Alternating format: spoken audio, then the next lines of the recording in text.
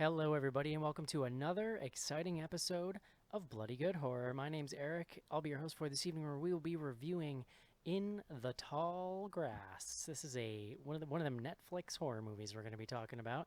Joining me up first tonight, back on the show from Manhattan, New York City, he is the business manager of BloodyGoodHorror.com. Please welcome John Schnars to the show. Hi, Eric. John, did you miss me as much as I missed you? That's all I want to know. It feels like I've been gone a long time. It was like I missed one show, right? I think like we just did the short show, and then I Yeah. missed a show. Here we are. Feels like the Yeah, I missed you, Eric. first Let's go with that. time. Next up on the show, coming to us from Land of the Silos, Indiana. Please welcome Casey. Hello. And last up tonight, a very special guest, a monumental evening in Bloody Good Horror history for the first time ever on the show. He is a contributor to BloodyGoodHorror.com. He is also a space lawyer. I think he's also a real lawyer. And we just recently met him at the BGH Spooktoberfest. Please welcome Adam to the show. Hello, Eric. I am a real lawyer. So if you could probably call the bar and get me out of there, that Well, would be great. you're a Canadian lawyer. Let's be clear. Okay. Well, a Canadian lawyer is like 75% of an American lawyer. I don't know how it works. The The exchange rate. rate. And Yeah, we're working on it. so people who just listen to the show maybe don't visit the site. They may know you mostly as our lawyer. We refer to often, this is not like a fake producer type situation. Like you're our actual lawyer, sort of. And Yeah, I don't think you can like legally represent. Well, It's just I mean, I'll let him you came actually you speak to came to this. Bloody Good Horror originally because of our Joe's many jokes about getting drunk and driving his kids to soccer practice. I was Um, just concerned about his health and the health and well-being of the citizens of and Chicago. so So that's why I came to the show. so you started writing in, and like all of the best BGH contributors, you were sort of a part of the community first, and then joined on with the site. And do you want to talk a little bit about what you've been writing at the site? Yeah, so I've been writing articles for the past year and a half, I think. And basically, they've been these legal analyses of horror movies. So, what I do is I watch a horror movie, I find a legal angle that might be interesting in the film, and then I write something about that. And I kind of build in a mini review into it as well. So, I think that they have the most footnotes of anything on the site, I will say. That was a low bar before you started, just to be Yeah. clear. What was the last one you wrote? The last one I wrote was about Ready or Not, and it was an analysis of who would inherit the money at the end of the film. Not to spoil what happens in the film, but there's a bunch of rich people. Some So dying. yeah, there's some death. So people wanted to figure out if who would get the money. So I wrote something about that, and I've got a couple other articles that we're just waiting to publish. So get ready for something Halloween themed. I love it. Very exciting. And quickly, you also have your own podcast. Do you want to tell people about that? I do. It doesn't have very many episodes, but it's called the Space Lawyers Podcast. It started off with me and another lawyer, and we would watch sci-fi movies. So we have a couple episodes that I've been editing, and they're going to come out soon. And yeah, we have done episodes about like Blink from Doctor Who, and we just recorded something on 2001: A Space Odyssey, analyzing if Hal could be convicted of murder.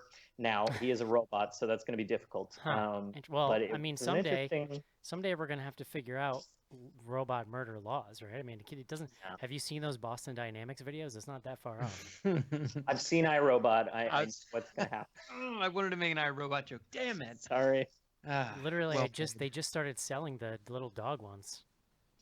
Like they're actually making them available for yeah, commercial yeah. purposes. I saw that like it was like last week. Aren't Yeah. they? They got to be hella expensive though. Well, probably, but rich evil people can afford robots, I would think, right? Yeah, but I imagine this is going to be like having a handgun in your home situation. Like you're more likely to be killed by your own handgun than, It's- like your own dog robot is more likely to kill you than it is like another person. It sounds like nonsense that doesn't come with any logic to it, but that's okay. Eh, Well, welcome to the show, Adam. We're very excited to have you on, and it was nice. It was nice meeting you. What were your impressions of the BGH crew at the Chicago. You no. don't have to answer Did that not No, like question. any you of do. them. You definitely have to answer that. Wait, did you find your wallet, by the way? Adam famously lost his wallet in America. Famously. Yeah. Yeah, I've had to replace everything, which has been great. I love Just the really, image of like really good. somebody, like some drunk dude picking it up, thinking he's like getting one over on somebody, and he gets home and he opens it up and he's like, "What is this money? I can't do anything Yeah. with this." What's a fucking loony? It's 75 cents. You weren't listening earlier. Wait, is that real? Is that what it's really called? That's amazing. Yeah, there's the loony, the toonie, and the mulrooney. No, just the first two. Nice, So nice the pull, toonie Casey. is worth $2, and then we go to fives. Nice pull. I like it. Well, well played. lots of exciting things happening right now at bloodygoodhorror.com. John, we're going to get to the review in a little while, but first up, something that just came together today, very exciting for the spooky season. We are doing a giveaway. God, I love a good giveaway. So we're doing a giveaway with HalloweenCostumes.com. Have you heard of the internet, John? Familiar. Let's say familiar. Yeah. So you go on your internet and you go to HalloweenCostumes.com and you can buy Halloween costumes. Sorry, you lost me at the .com part. Yeah, you want to be No way. you want to be like a sexy French maid? This site can help you out with that. So anyway, we're teaming up with them. They're giving us 3 codes for site credit. So there's a $50 code and there's 2 $25 codes. And basically we're doing this super simple. All you have to do to be eligible is be a patron at any level. It doesn't matter if you sign up right now. You can go do it right now. You don't have to enter anything. Just by being a patron, you're automatically entered into this contest. So we're going to let it run until next Friday, the 18th, I think is the date for Friday. Yeah. That sounds right. Friday the October, Maybe the 17th. Friday, actually. October 18th, I don't know. 2019, 5 p.m. So as long as you become a patron at any level before that point, you're eligible. We'll have 3 winners. And then I talked to our contact there today, and he said if you could order on the 30th and like pay a lot for 1-day shipping if you want to. But he's like, if you get on the 18th, you order something, you'll be taken care of.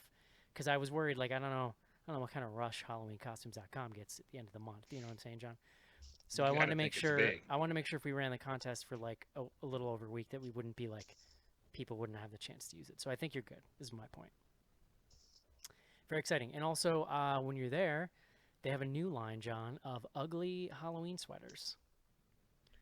I might just get one of those as my costume. Is that like? How do you guys feel about that? I was thinking about getting one for like Casual Friday at work. Yeah. Okay. That's my chance to get weird, you know. Yeah. No. Live it up, bro. Live it up. Shouldn't an ugly like sweater, like that version of Halloween, be like a really nice sweater? Like, Right. isn't the whole point of the ugly Christmas to be like, look, it's crazy? Oh, that's a horrifyingly classy sweater. I have to ask Adam, how many horror bow ties do you have? Because you famously have many bow ties. For themed, probably like 20 or 30. Okay. Yeah, I would say. So I don't- like it- 5% of your collection.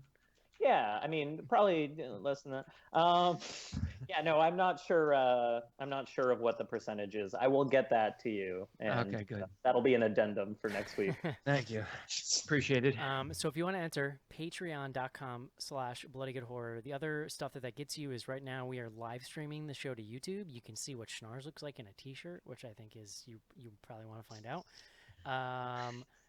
And so you can see Adam's bow tie, for instance. Mhm. When during a normal week, when everybody's here, you can see the faces that Cece makes at everyone. It's very fun. But you can check that out. It streams on YouTube every week. You can check us out. Most weeks we get a pre-show in where Casey and I talk about bowel movements. That's also very exciting. Yeah. You get access. You can get at certain levels access to the whole back catalog, including our secret stash, John, which is the first 10 embarrassing episodes that we recorded.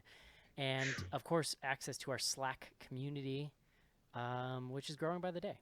So that's fun. So you can enter the contest, even at the lowest level, and get access to all that stuff, and the spin-off, Sophisticated Cinema, that stuff. So there's my upsell on Patreon, John. There you go. Hell of a sell. We should have written that down so that we can run that back sometime. But Yeah, thank you. Well, I can always clip it out, John. I'm magic. all right, Yeah. cool. No, yeah, that's true. Okay, John. Last thing here. We're almost ready to talk about In the Tall Grass. Can you tell me about the BGH virtual 5K?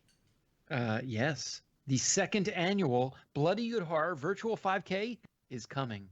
I'm actually reading directly from Joe's post. Ah. Do you like that? So we did a 5K last year. It was a great time. Eric walked. I actually walked as well, embarrassingly. But we had a lot of people participate so literally it's- around the world. It's embarrassing for you to walk, but not me. Is that what you're saying? Yeah. Yes. That was my point. Okay. I'm saying like I was embarrassed to be walking. Okay. Whether Well, or not you were embarrassed, I can't I comment. don't think that's but, the message we you know. want to give to people, John, but that's an interesting way to start out. In any event, people around the world participate. This was a world unifying event, which is what I really enjoyed about it. And Eric, to your point, anyone they can participate in any way that they feel comfortable. Sometime between Saturday, October 19th, and Sunday, the 20th, go outside and run and or walk a 5K, tracking your time and distance with a running app of your choosing. So when you finish, you take a screenshot of the app, you send that to bloodygoodhorror@gmail.com with your mailing address, and we're going to tally up the results and send out some swag. Joe wanted me to specify that it likely leftover spectacular shirts, but just, you should get excited because the swag is it's very nice. There's going to be some prizes for the top runners and so on and so forth. But yeah, we're really excited. You can find information about this on the website bloodygoodhorror.com. And again, the 19th and 20th. So just get out, stretch your legs this week. You got 2 weeks to get ready. Super exciting. It's going to hurt because I haven't even been walking, so it's going to be fun. I'm pretty settled, though, that I think I'm just going to go to the gym and watch Stranger Things because I'm trying to bang through season 2 right now. So Like you're going to be like treadmilling and Yeah. watching Stranger Things? Yeah. Okay. And it beats outside. I'm kind of souring on outside, John. I don't know. It is. It's not great. It's officially fall today in New York. It didn't get above 50. It didn't get above 60, I Yeah. should say. And so, we're here. My favorite way to experience fall, and I feel like there's got to be a percentage of our listeners who agree with me on this, is just to open the window. Like, Yeah, Oh, look, it's fall. And a then I chill, just- a chill You wind. jumping? That's dark. I hear you. I mean, I agree. I actually like being outside in the fall. It's overrated. Anyway, when it's brisk. very exciting. All right, guys. That's gonna do it for the first part of the show. Let's take a quick break so that we can discuss In the Tall Grass.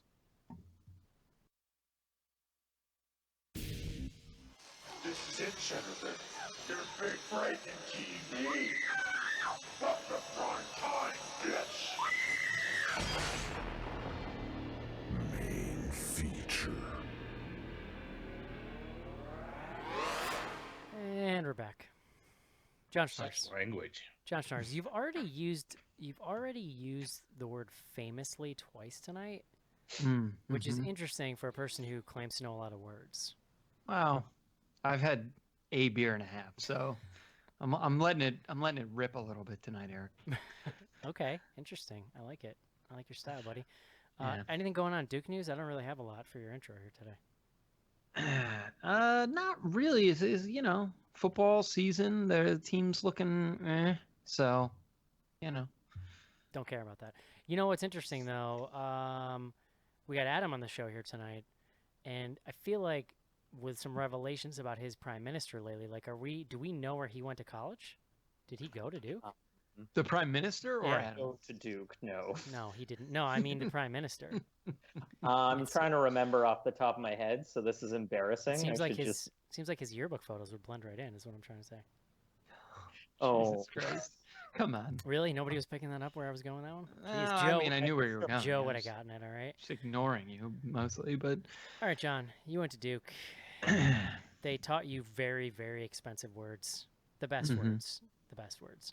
And every week here in the show, you bring us one. So, John, please bring us the word of the day.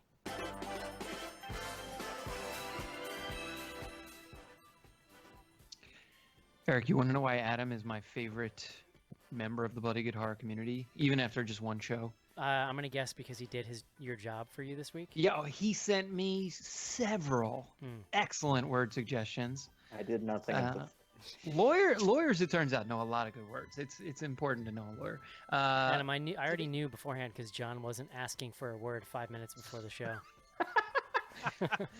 I was 5 minutes before the show revisiting the conversation or the ping that Adam had sent me over the weekend and reminding myself. Yeah. In any event, today's word is undulate. Oh, okay. Undulate. Undulate. Move or go with a smooth up and down motion. How does it make you feel, Eric? Good. Especially of a leaf having a wavy surface or edge. Oh. So there you go. You could have used that for climax too. There's lots of undulating in that movie. Definitely. There's some undulations. So this comes to us from the Latin unda, which just means a wave. From Unda. Unda. Comes Gotcha. unda. Yeah. 17th century undulatus becomes undulate. Undulatus.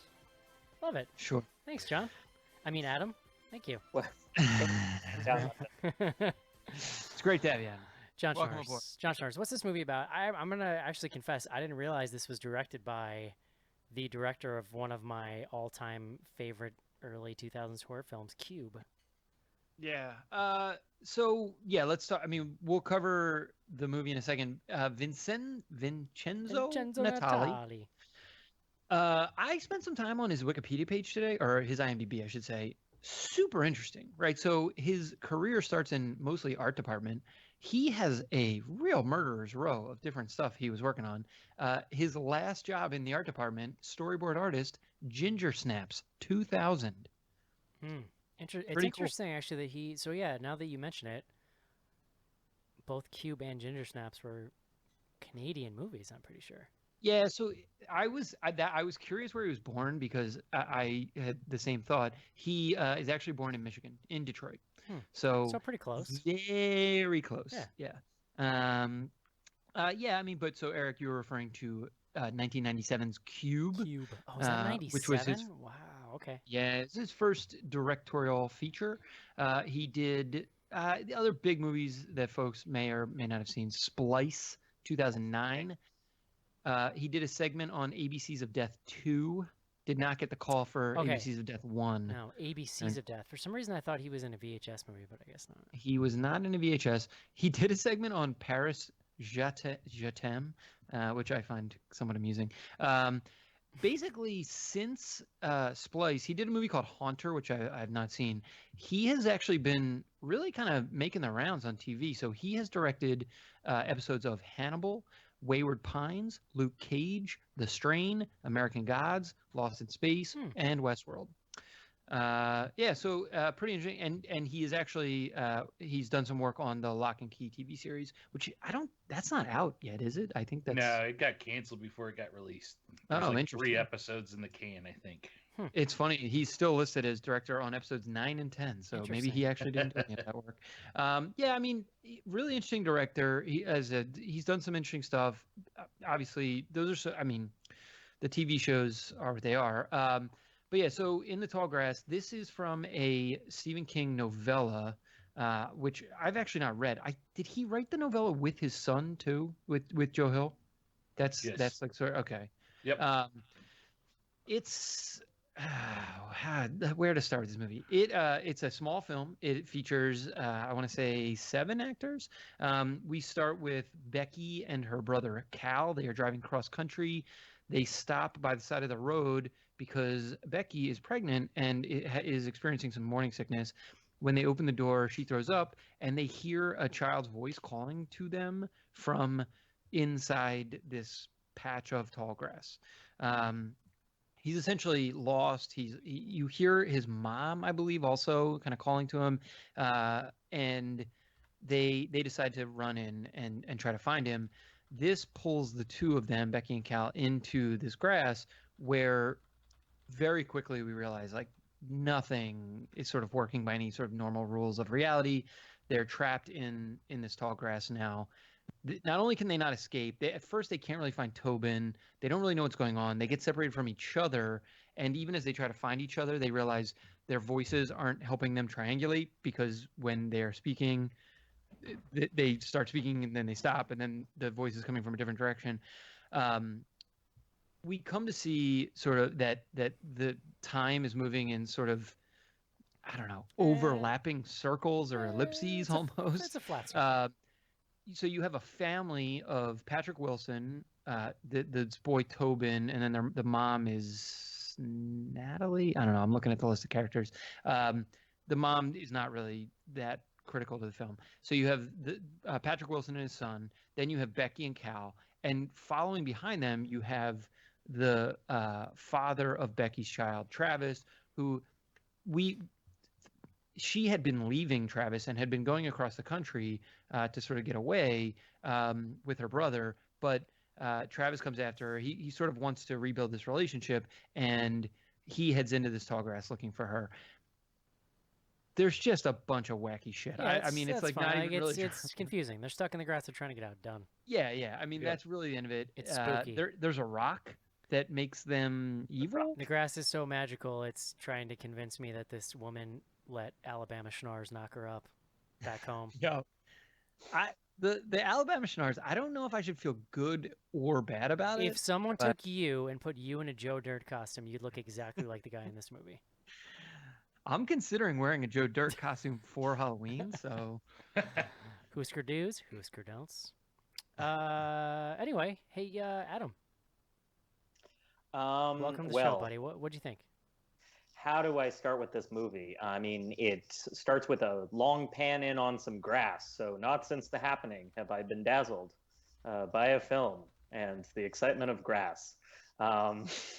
Patrick Wilson is a highlight of the movie. I felt like he ate so much scenery that there was none left, which is why the only thing we see in the whole film is grass.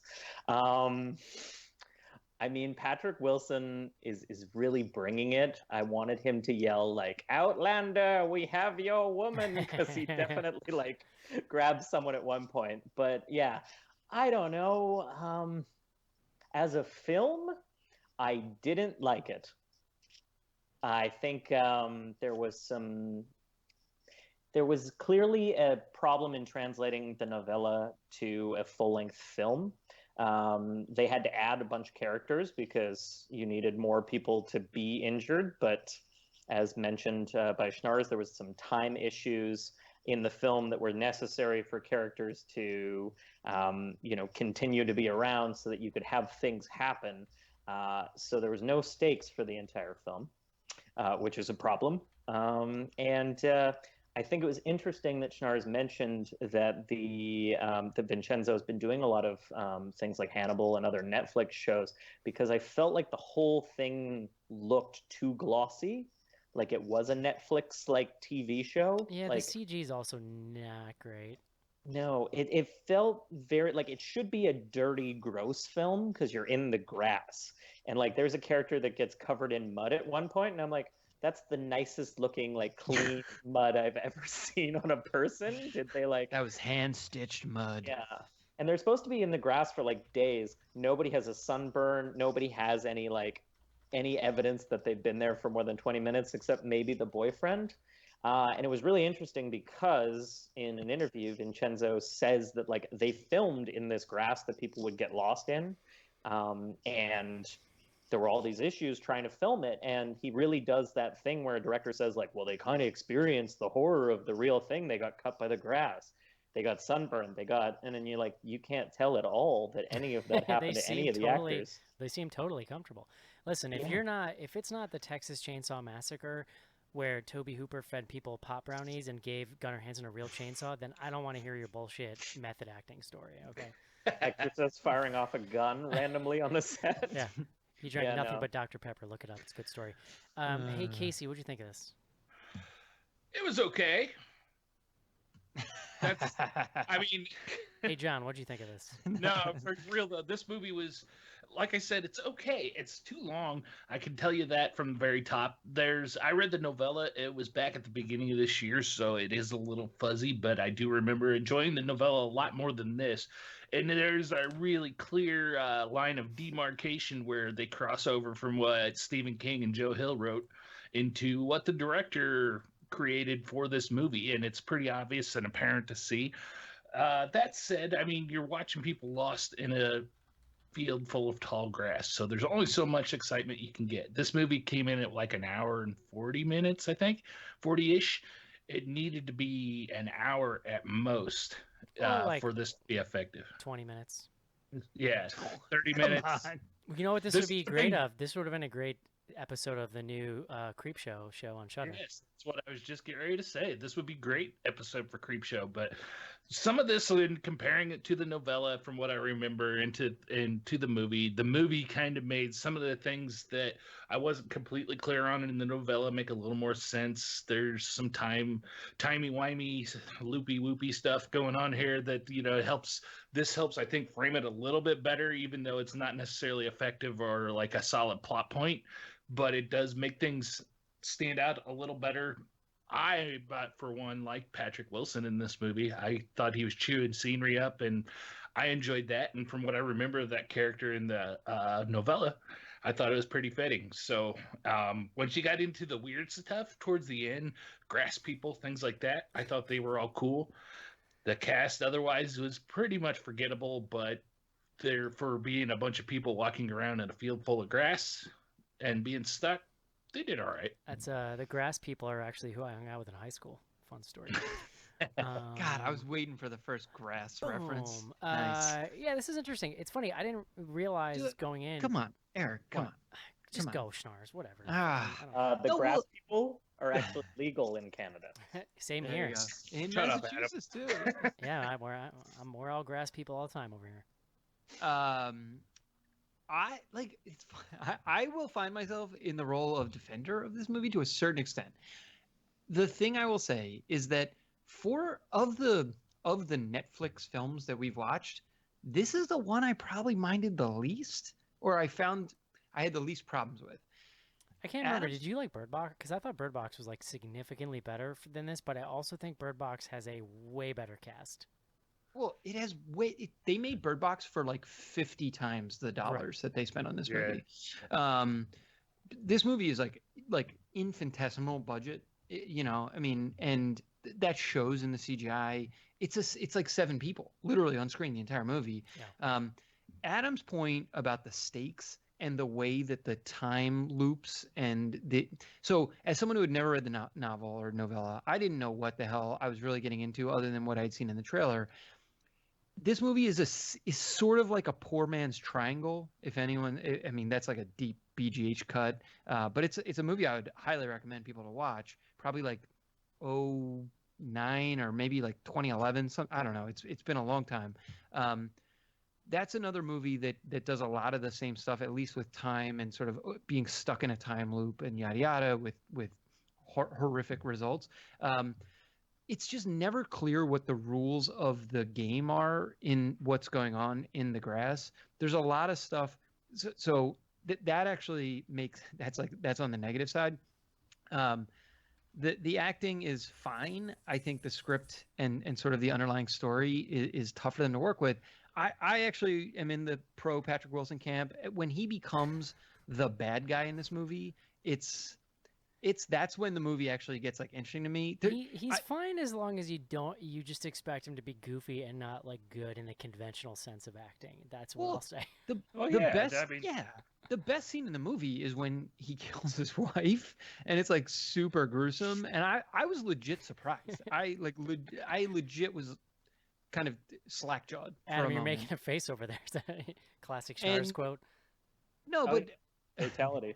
yeah, no, but like it's just so out of left field because the movie's a little sleepy to that point, and then there's this really gruesome sort of kill sequence. Now the rest of the movie, evidenced by the fact that I was falling asleep. well, the rest of the movie does not necessarily live up to that. But I don't know. There was something I was fine with this movie. I guess is where I land. Yeah, it's fine. It's not perfect. It's got a lot of flaws. Like I said, for all of the things that we've watched that are sort of direct to Netflix, like this to me is at least in the camp of it moves along. There's some wacky stuff going on. I kind of like some of the ideas they're trying to play with. This whole idea of it's sort of the monolith from 2001, but evil, and it has like weird ancient etchings on it, and it makes people crazy, and It's there's like unclear. it's children. It's Well, it's unclear Children what of the it does. Corn, The Shining, like tons of shit just mashed together, and I don't know. I was there for some of it, I guess, is where I'm landing. There's really I did like the imagery of the monolith. I think that I'm gonna come back to that. What I was gonna say when Schnars rudely interrupted me, I'm just kidding, is that I didn't realize this was directed by Vincenzo Natali. I'm not even sure that I would have immediately put that name together, but Cube is like an all-time kind of like nostalgic favorite for me. The thing you got to understand about Cube, I think going back to it today, is that it struck at this really interesting time when video stores still existed and the internet was like coming into its own as like a horror community place. Like obviously in the 90s there were horror communities all over. But in 2000 is when broadband started really becoming really ubiquitous in like American homes and college universities and all this kind of thing. So suddenly, like whereas before in the early 90s, you could throw a movie in a video store like this maybe, but it wouldn't necessarily get a lot of traction, except now I could be on like I probably learned about Cube on like Arrow in the Head forums. You know what I mean? Like now you could put a movie like that in a store and it could gain a cult following by people talking about it online, which is like a really new thing.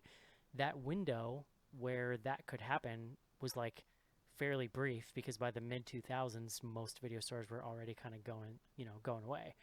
But Cube, Ginger Snaps, like these are big nostalgic favorites for me because to me they represent like a period of time when I was expanding my horror horizons and like learning a lot more about the genre that I kind of loved as a kid but didn't really know a lot about. So anyway, just to say, like Cube is really great, and it's really, really interesting, like analogous thing to this movie because it's a movie about being stuck in one location. This is different because you're outside, but it's kind of like you have to use some similar directorial tips or tricks to kind of like make the space more interesting than maybe it is at the end of the day. I think this movie is like kind of boring. I think that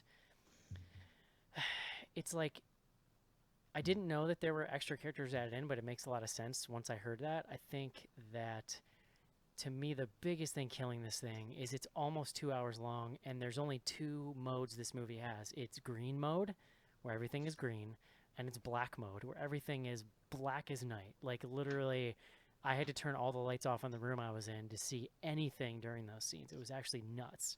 And there's some of the most pivotal scenes in the movie, so, like, you kind of have to really see what's going on. So the problem to me is it just gets really visually bland and repetitive.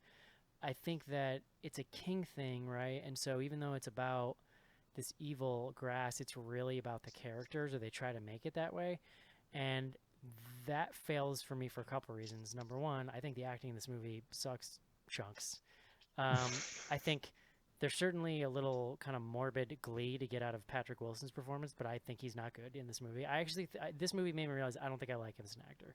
I'm just gonna say it, John. He's not a great actor. Yeah, I like, don't think he is. I'm comfortable saying that. What's interesting though, he's sort of like, if you don't know him, you just look at him. He kind of cuts the figure of an A-list actor. You know what I mean? Like he's made his entire career on that fact. Yeah, like he it's almost like the Quaid. Which Quaid? Dennis Quaid.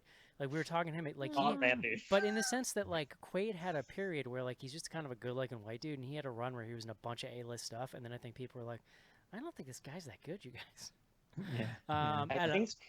I think that he was cast in this movie because he is very likable, and so in the early scenes, you can trust him in some ways. I found him creepy. He feels very relatable there. It's when he dials it up to 1,000 that things go off the rails, because you're like, this is odd, and this dialogue is bad, and he is being forced to yell like the flesh is grass. I found him creepy from the start, and the character of the pregnant woman also finds him creepy, and at no point seems like comfortable with him, and so the turn doesn't really have a lot of effect. And I'll kind of like, we can open it up here in a second, but my larger plot issue is that we're not following one character in one timeline trying to navigate moving through timelines to survive, right? Like characters die and then come back to life, or we see characters at different points in the loop, and like there's kind of nobody to latch onto in a weird way. At one point, after like doing all this development with the brother and his sister who's pregnant, the boyfriend comes in and becomes the main character for like a significant chunk of the movie. We don't know anything about him. He looks like a total scumbag, and like they try to give him this redemptive arc, but you're like, dude, you literally look like Joe Dirt. It's like not working for me.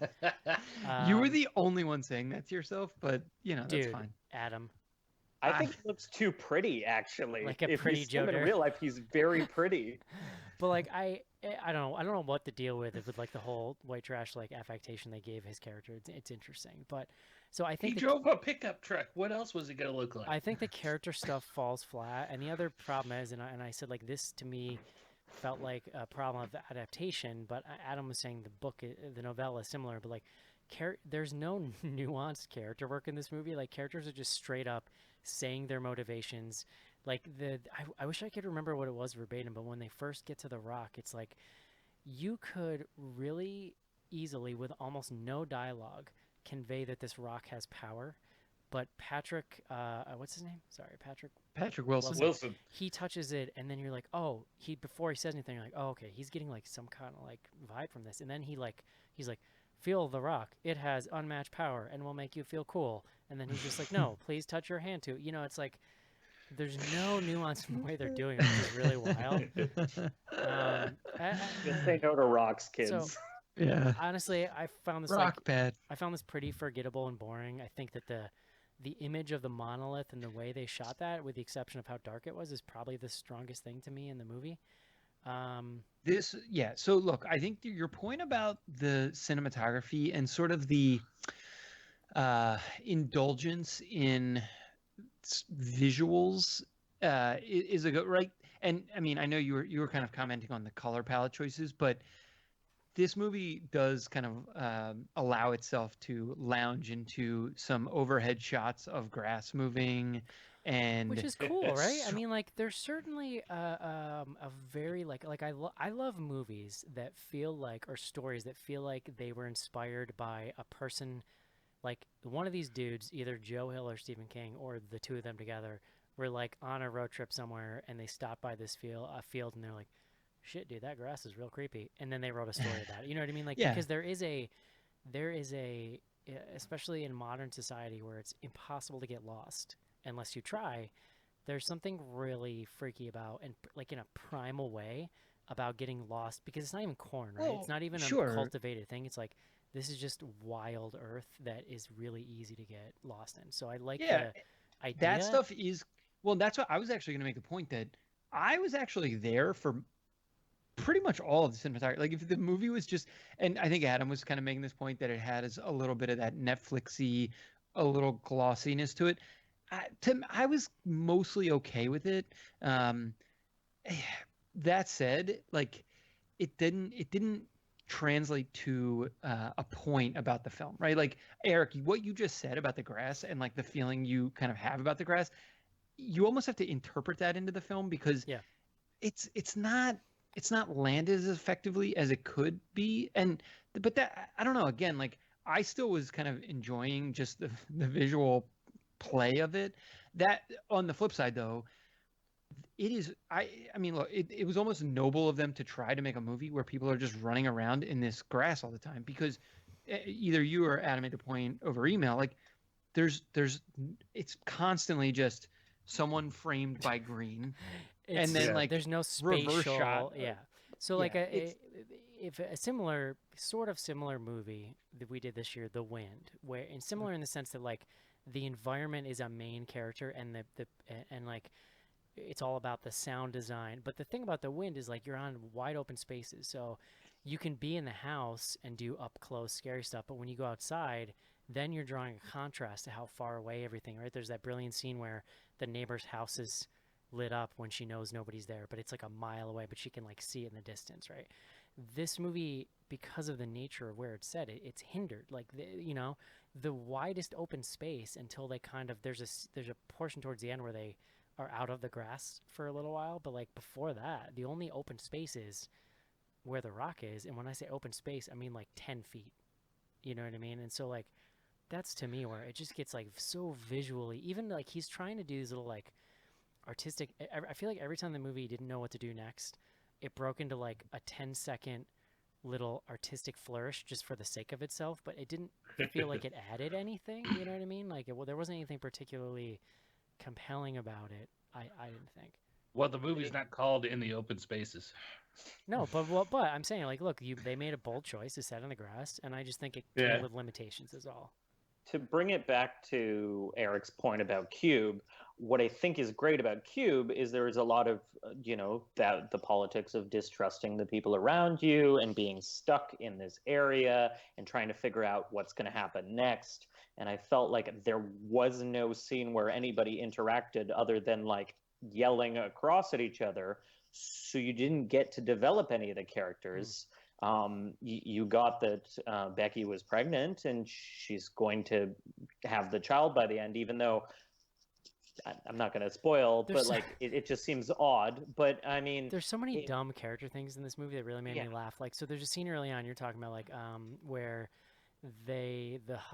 first of all, I thought they were dating. It took me a while to figure out they were brother and sister because they're not very clear about it, I didn't think. But they're in the grass. It comes up in conversation. It does eventually. I think the first like time. they're in the grass and they're separated. And so she goes, "Let's jump up in the air on 3 so we can see each other." And then he goes, "Can you do that?" Because like she's pregnant. She goes, "Yeah, it's fine." Like she brushes him off. She jumps and immediately goes, "Oh," and like holds her stomach. I'm like, dude, don't like. It's just so clunky, I think, because of the acting. It's like she just told him she'd be fine. She seemed totally cool with it, and then as soon as she jumps, she's like, "Oh," it's like, it's not. It's like the screenwriter's fault. You know, they what I mean? wrote Like, it into the story that she does like she was like, oh, she was a gymnast. You don't have the benefit of like the character's internal like motivation. So like she was a gymnast and she could jump before, but now she's pregnant, so she's overestimating her ability. And that same problem came up when they kept like doing the limericks that made no sense in that story at all. But if you read the novella, the whole point is that like she's studying English and she wrote this paper about limericks. It's not good and it's not funny, but at least there's some explanation for why this is happening. Yeah, it was a non sequitur. And that was the kind of thing that, knowing King, I kind of just had to guess that there was like more backstory that we were. That's always the problem with King adaptations, right? Is like where the color in King's stories comes from the inner monologue. It comes from his explanations of the relationships between the characters. Yeah. It's always why the adaptations are clunky, because you have to pick some of that stuff and turn subtext into text, or it feels totally emotionless, right? The entire first chapter of the novella is talking about how Becky and Cal are brothers and how close they are and how inseparable they are, and it sets up the entire rest of the story, and we don't get that in this movie. Yeah, so this movie also annoyed me from the start, and I realize this is like, I know what this movie's about. I have to suspend disbelief, but they spend about 2 seconds debating whether or not they should go into this grass, which, by the way, the answer is don't go in the grass. And they don't really convince me. They don't really convince me that normal people would have made this decision. Now, obviously, it's mystical grass, right? So you can say they were under like the pull of it. But like, they jump into the grass immediately with no debate, and then they split up immediately. And then when they get split up, they just start running in different directions. And it's like, I think because it happened so fast, like 15 minutes into the movie, these effers are lost in the grass. Not even 5 minutes in. The book's not that different. And so it just felt so my read fast. on that like was that I wasn't comfortable enough with the characters yet to understand. I don't know. Like I needed a little more. I needed that kid to be like screaming bloody murder or something, like convince them to run into that grass where they were clearly going to get lost. Well, I think they're banking on us buying into like her motherly instinct and stuff kicking in and helping drawing in there, because they made it clear she was pregnant and there's a little kid and they want to help. They're both wrapped up in this baby thing, but it doesn't come across. Yeah, but isn't clearly. it? But isn't it No, the dude? I actually isn't it the dude that who part I runs it? got and was like totally fine with. Like she's a mom, she's going through sort of like mom stuff, I thought or that- she's going to be a mom. Wait a If minute, you wait a hear a minute. child calling help, Eric, are you going to leave them alone? In that Like, grass? I Hell no. mean, technically, legally, so I looked into this, you don't have to help that child, and you shouldn't. And here's the reason why. So some states have what is called a duty to rescue. Kansas does not. So you don't have a requirement to go help that child at all. Is that where if they you were in this do- movie? Yeah, I assume. Amazing. I took it from the fact they said like center of the country, and I think in the story they say it's Kansas. So they don't say it in the movie. John, but we need more people on the show like this that actually put this much thought into things. I like it. All right. no one needs to actually rescue this kid. But like, if some kid's screaming and it's just grass, I'll probably go in. I might tromp down the grass so I can find my way out. But like, Well, they show that Travis is trying to create a little bread thing. This is where, Yeah, for I'm not- me, the movie actually Warning to It- all kids out there who like to play in grass, I'm not coming in to get you, so you should probably That- not go in there either. But so sorry, really quick on this point. The movie and Natali, I guess, gets the credit here. He wrote the screenplay from the King and Joe Hill novella, and also directed. It is 100% a Natali joint. It tries to get some of those details right. I think, Eric, your point about having to make choices about what stays in and what gets out, or what goes out. He just didn't cut enough, honestly. He needed to cut more of the character stuff. It needed to be, this will sound weird, it needed to be thinner on character and allow us to sort of interpret or interpolate some of the character elements from their actions instead of just them saying shit. But yeah, they did try to cover some of that detail. They did try to make it work. There's points where it has an internal logic. I think the places where it doesn't have internal logic, it sounds like all come from the story, the underlying material. Yeah. Yeah.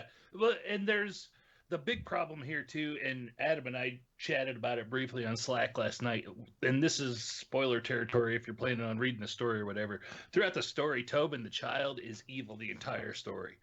I And- was so confused because he switches Yeah. in the movie, and I had no friggin' idea what happened. Well, it was that's like kinda that. what I mean missed. They have about- like one throwaway scene and they go through there, so you actually get more of the going through and finding out what's going on in this field coming from Tobin than you do from Patrick Wilson eating scenery within the story, and it's a little more effective. He's eating it. I- Wow. I actually was very curious. Where did people land on Tobin, the actor? Whatever. 'Cause- Honestly, I had so many Not- other problems I didn't even pay attention to it. I'm just gonna say I think I liked him as like I kid. think he was fine.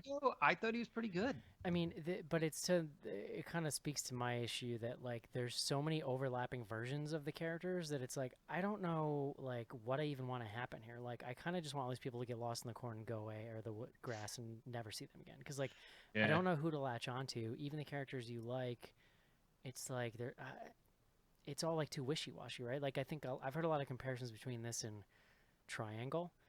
Like Triangle, I think has a very clean through line of like, okay, it establishes exactly what the loop is, and it keeps reliving the loop, so we know clearly like what our parameters are, and that we're trying to escape the loop, right?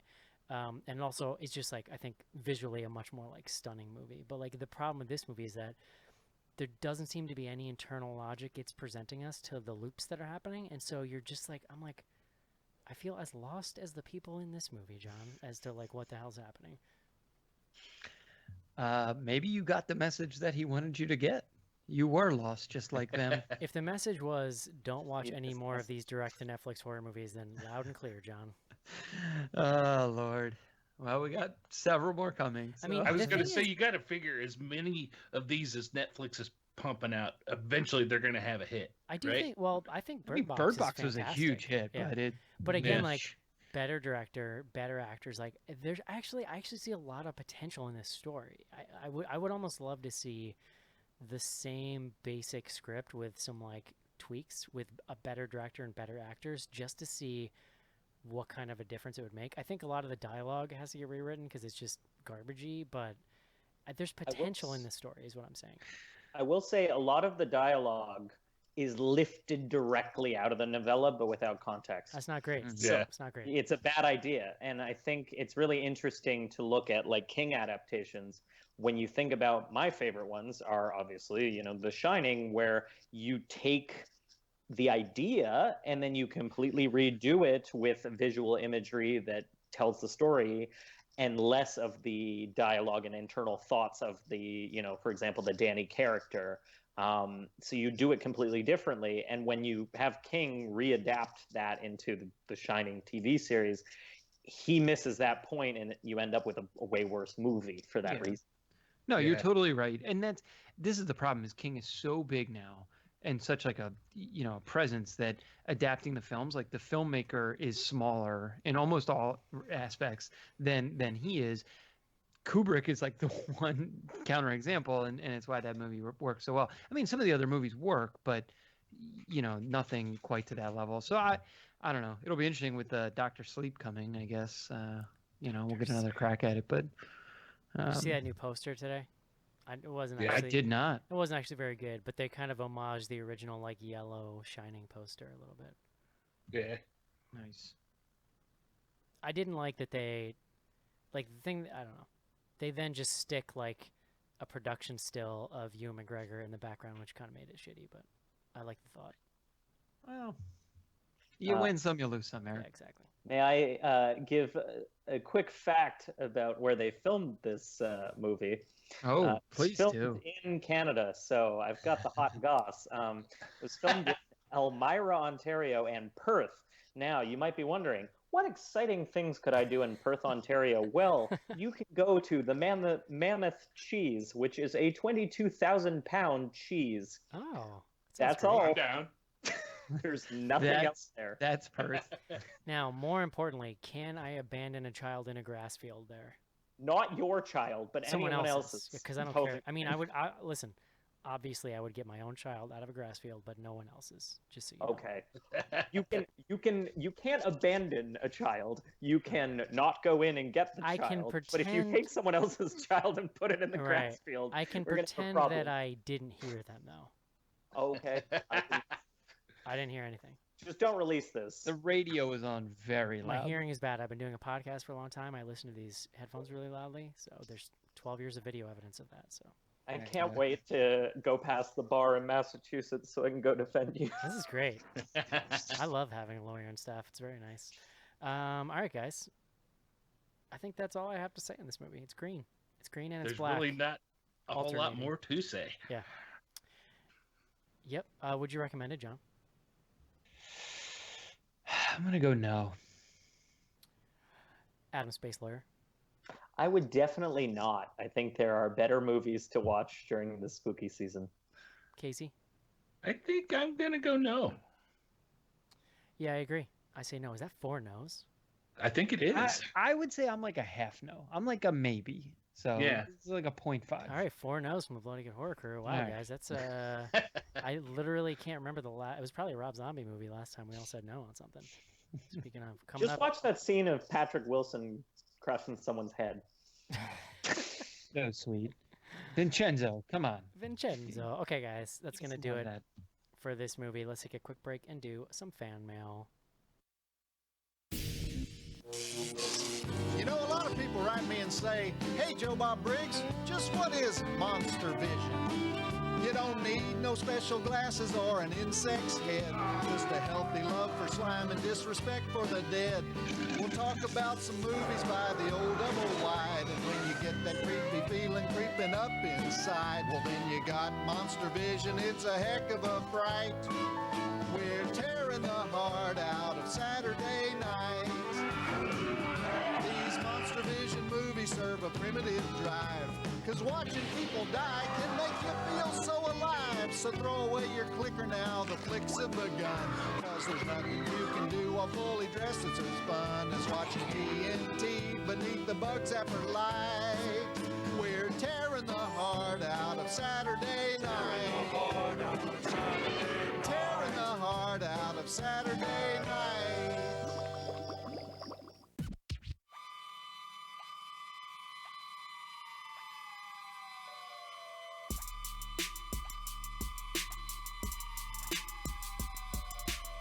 Hey, I'm Joe Bob Briggs, and you're listening to the Bloody Good Horror Podcast.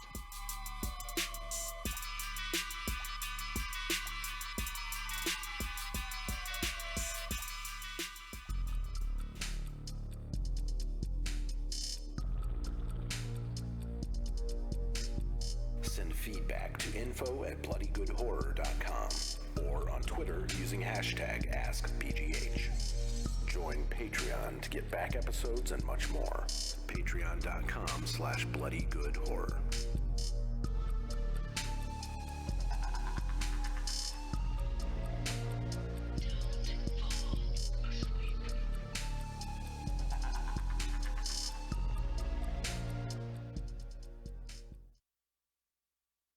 John. Yes, Eric. We can end the show. We did it. We got a Joe Bob Briggs bumper. It's over. Yeah. Call it a Let's, Hey! let's pack it up, guys. Yeah. Amazing. Do you like that song? Great work. Yeah, no, really nice. He, it's amazing his vocal career did not, really kind of just take off. I did see Adam make a wincing face at the backup singers. What you can't see, Adam, is that they were zombies. I assumed they were. Yeah. I really couldn't As figure out one what was does. happening on Saturday night, but he informed me eventually. It's great. TNT used to play that on the weekends when they couldn't sell all their commercial times. You'd get a minute-long Joe Bob promo. So there you go. Good times. info@bloodygoodhorror.com is the email address. One email tonight. Caitlin, our old friend Caitlin, John, coming in with a hot take. She says, watched a few minutes. Okay, sorry. She's talking about The Ranger. I missed the subject on this. Oh, She says, God. I watched a few minutes of it since it just popped up on Shudder TV, and y'all are whack. This dude looks like a John Hamm and Tarantino Snapchat filter got combined.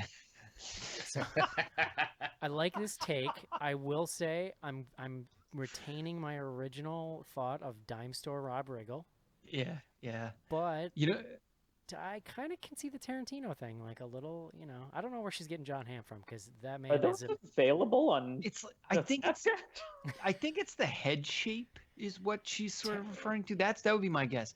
So here's the funny thing. I'm watching The Americans. I think I mentioned this. My wife and I are finally catching up to a show that everyone loves, 6 years after the fact. That actor is a fucking extra in season 2, like episode 7 or something. I swear to God, it's him. He's That's in awesome. for 30 seconds. And did he look like Zach Morris there? He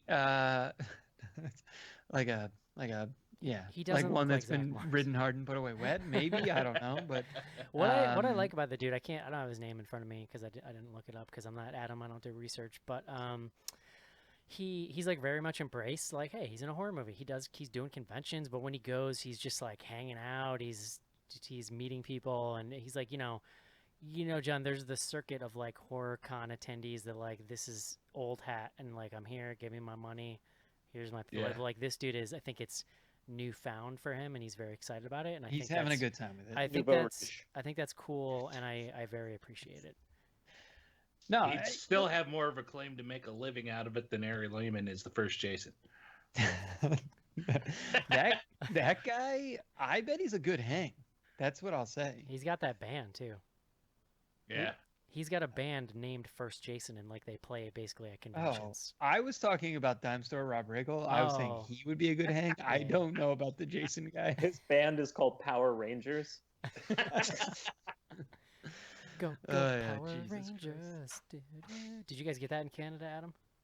Yeah, it was a lot of a booting. They added a completely different ADR. I was gonna say, did they reshoot it again with Canadian actors? Yeah, I mean, it And, like, was they're at it the- was they're at not- They're at it the was cafe. basically like- Degrassi. They just cut from Degrassi to the Power Rangers fighting. Great. Nice. Amazing. That's it for emails, guys. info@bloodygoodhorror.com. I want to get a last plug in for our contest.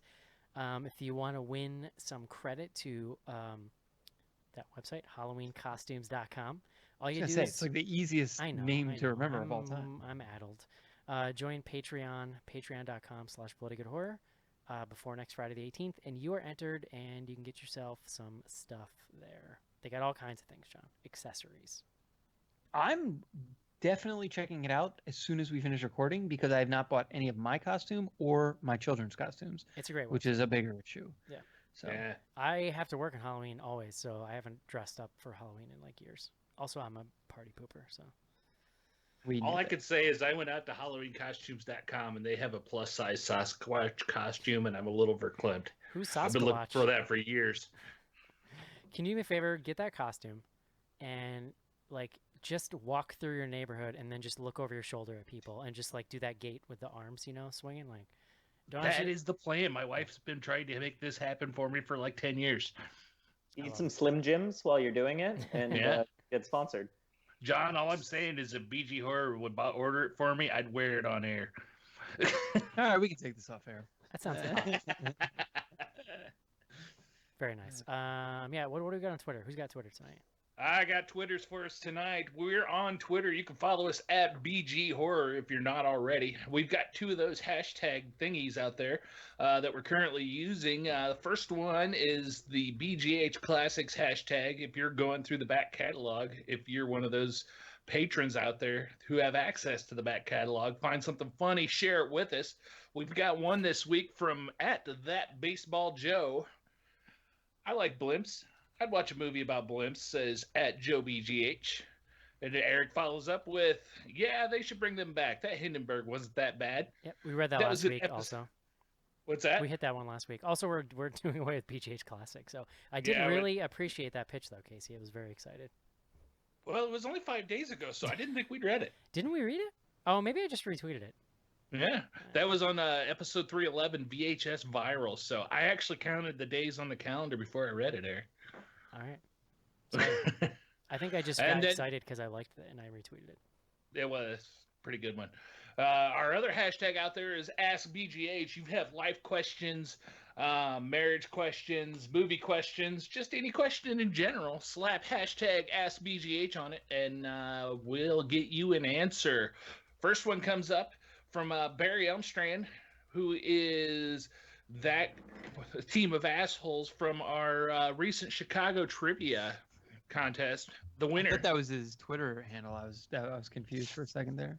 Now, his Twitter handle is actually at schlocky_grotto. So I sent you guys a picture earlier, but he says, after seeing Joker, I have to ask, is Shea Wiggum future Schnars? Who is this? Who's Shea You Wiggum? gotta Oh, look no, at the no, link no. here. Yeah, the link's in the chat. No, I know Shea this. Wiggum's not completely unknown. No, I know this guy. So he, that is not that person. He is from Boardwalk Empire. He plays the brother, the like put upon sheriff brother to Steve Buscemi's character. And I never like put this together, but this dude I don't know who said this on Twitter. Barry Elmstrand. I was like, dude, yes. Like spitting image, like you with a lot of bloat and years on you, you're gonna be right there, buddy. I feel like I'm gonna if I'm going if it's going one direction or the other, I feel like I'm gonna get like skinnier. I'm gonna be like one of those like creepy old dudes who's like kind of a skeleton. Cancer Schnars. I don't know. Yeah. It depends on how many more meetups we have. That's a lot of beer. Yeah. There's a lot of gap in between. But I things, like you know, this. like- I mean, listen. It's been a while since we've had a good Schnars look-alike, and there's now been 2 in the same show, so pretty excited.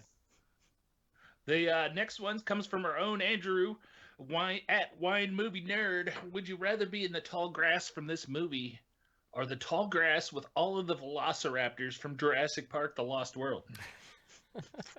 I would rather be in the tall grass from the Jurassic World because something would happen.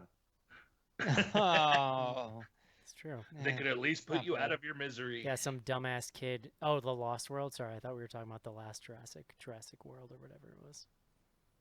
I was gonna say some Fallen dumbass. I was Kingdom? gonna say spoiler alert. Some dumbass kid releases the dinosaurs because she's an idiot. She's also a clone, Eric. Spoiler Whatever. alert. She's a dumbass clone. Guys, I haven't seen this movie, and now it's like I feel like it's 15 movies worth of movie. But Here's my review of Yeah. the last Jurassic Park. It's like an hour of the movie, or not even. No, I'm sorry. It's like a half an hour of the movie you want to see, and then the next hour and a half is just the dumbest direction you could have possibly taken it in. A dinosaur literally That's fair. scares a little girl in her bed. nice, John, Well, there I'm is here for that. John. There is straight up a taken like auction in which rich people bid on dinosaurs that they have no capacity to take care of, Adam, I'm going to call you out on that Presumably one. they're gonna. Hunt and they them, right? literally come out on like a mechanized, like little runway. And by the way, they've built this underneath a rich person's house who's sick in bed and doesn't know what's happening. I heard Yo, it was- Adam, I'm going to call you out on that one. was Would it you someone not else? be afraid if a velociraptor showed up next to your bed? Well, if a velociraptor shows up next to my bed, then I've made some life choices. It's fair. All right. Next up, we have from @Ben_Jacobson DBQ. Anyone else disappointed that the tall grass contained not one single velociraptor? You can see there's a theme coming tonight. Next question. I do like a. I Looks do really like. good. Well played. I well do played. like a good the raptor. answer is yes. Here we have one from at Nylon Avenger, who tweets in regularly, and it is not Velociraptor centric. I caught Maniac for the first time last night. Geez, was that an anxious and disturbing ride? Pretty sure that's a single watch for me. What movies have you seen and appreciated, but know you will likely never watch again? So I clarified. She is talking about the OG Maniac from 1980, the Tom Savini gore classic. I would say Maniac is one of them for me. I've seen it once and appreciated it, and never gonna watch it again. My big one, modern one, is Martyrs, a movie that I greatly appreciate, but I've like every once in a while I'm like I should watch Martyrs again, and I'm like, no, I'm old and frail now. I can't handle that anymore. Yeah. So it's funny because I was thinking about this the other day. We're doing the top 25, and there's a couple movies where I'm like, I should watch this again to see, is it number like 10 or is it number 5? And I was like, I'm not watching any of these movies again. So I would say every movie falls into this category for me now. So for better or worse, maybe when I'm older and I have time and I don't have to, deal with Yeah. 3 children running around. So I would say Boo Medea's Halloween is terrifying, and you should never watch it more than once. Oh man, John, we never did the sequel to that on the show. Boo 2. Yeah, we did the first one. There was conversation about Boo 2. There was maybe a lot of threats, I feel like, about Yeah. Boo 2, and then Sometimes yeah. Joe's just like, if we do this, I quit the show. no, I support him. I enjoyed. So- I'm not saying I enjoyed the movie, the first one, but I enjoyed doing the show on it. Yeah, I don't know, the frickin' Medea movies. It's too much. They do not allow for legitimate criticism in the same way that other films do. I don't know. Alrighty. Next up, we have a live question here from at WSB Productions. I am on what will be my final vacation with my alcoholic in-laws. It's miserable. Should I leave early? What's your worst vacation? Oh boy, worst vacation. When I was a junior in college, I spent my spring break recovering from getting my wisdom teeth pulled out. That wasn't great. Oh yeah, that doesn't sound fun. I mean, alcoholic in-laws is really brutal. Mine is not that bad. So we go to alternating summer vacations with like my family and then my wife's family. And yes, John. Tell me about your bougie vacations you have, John. No, well, like we just went to the beach. Like my parents, like we got a beach house with my sisters and my parents. And the last like 2 times we've done that, we've had basically like a 7-month-old, and so it's not great. Like being at the beach, vacationing with kids. Yeah, period. well, no, I mean it's great with the like 3 years old and up, because they can enjoy the beach. You can just like have a good time. Yeah, once they're not napping anymore and they're sleeping normal, then it's like, okay, I can wrap my head around a vacation. Well, even napping is fine, but an infant or in any event, the hard part was that my wife was still breastfeeding, and there was just like a lot of, let's say, resentment for the rest of the family, and it was my family who was like out being on the beach, and then she would have to like go in, and it just wears on you. And understandably, she was, but it created some tension, so that was not pleasant for Eric, most of us. I want to note that Schnars is complaining about going to the Hamptons, and I know It was so. it was the beach in North Carolina. No, Yeah. literally, Schnars posts pictures of these vacations, and I'm just like, where did you find this house? It's like, you have no idea. I don't even know what you're talking about because I haven't posted on social media in many At least years. once a year, you post the most white person vacation photo ever, and me and Joe just go in on you. That's funny because I literally haven't posted in a year, so I'm not So, sure what you're talking about. Are you but- gearing up then? Because it feels like we're overdue. Yeah, I guess so. My life isn't complete, John. All right, we got 2 more here. Not so much questions, but some commentary on the movie. First, we have at Chris Allenot. Did anyone secretly hope for a Lawnmower Man crossover to break out? He just comes through. Yeah, hey guys, just clearing my spot here. Or he's like, but it's like late. It's late in the movie when Jeff Fahey can control the lawnmower with his mind, and he's also shirtless and like super oily. And Oh, he's yeah. just walking behind it, just like, hey, Howdy, folks. I don't think they had enough money for the CGI that you would need for a lawnmower. But it's like modern day Jeff Fahey, so he's like kind of old, and he's still shirtless and oiled up. I don't know what he looks I like. was gonna say, I'm sure they have plenty of money for modern day Jeff Fahey being oiled up. He might still be an Adonis for all I know. Let's take a look. He's not terrible. I've seen him show up in a couple shows recently. Was he There- oiled? Yeah. He's a little What- rugged. What shows are you watching? I don't know, dude. He looks like a wow. He's not great. Not great. There's He was there's on not so- a there's He not was a lot on of problems. something with people getting wrecked on an island somewhere in the last few Lost? years. He was a pilot. It wasn't lost. I think it was Lost. wrecked. I But I just can't know be sure. When... I have this no idea what you're this talking about now. picture here is not great. It's not a great, very flattering photo in general of him. Anyway, welcome to the Jeff Fahey cast, where we just review Jeff Fahey vehicles. No, we just review photos of him. Have you not seen or listened to the show before, Adam? I apparently missed out on all the Jeff Fahey love. Listen, this is why we do this at the end of the show. Finally, we have from old friend at CO_W Flanagan. Dear colleagues, that's DEER. I feel as though In the Tall Grass is allegory for HOAs always being up in your business about cutting your grass or having problematic sculptures in your yard. Yo, it's just a bronze sculptor of two ladies making love. I'll leave the floor to you. I like his take. I also like the dedication to this guy's shtick because we haven't read his tweets in a couple weeks because they've been wildly out of bounds. So he took a step back, he workshopped, he came back with something, and I gotta say, buddy, nice work. I also noticed that he tweets other people this shit too, so it's not just us. Yeah. So But No, he that has was changed solid. He is, instead of the security guard picture and name, he's now Professor Old School. yeah, and he changes his name every week, I think, to try to fool Joe.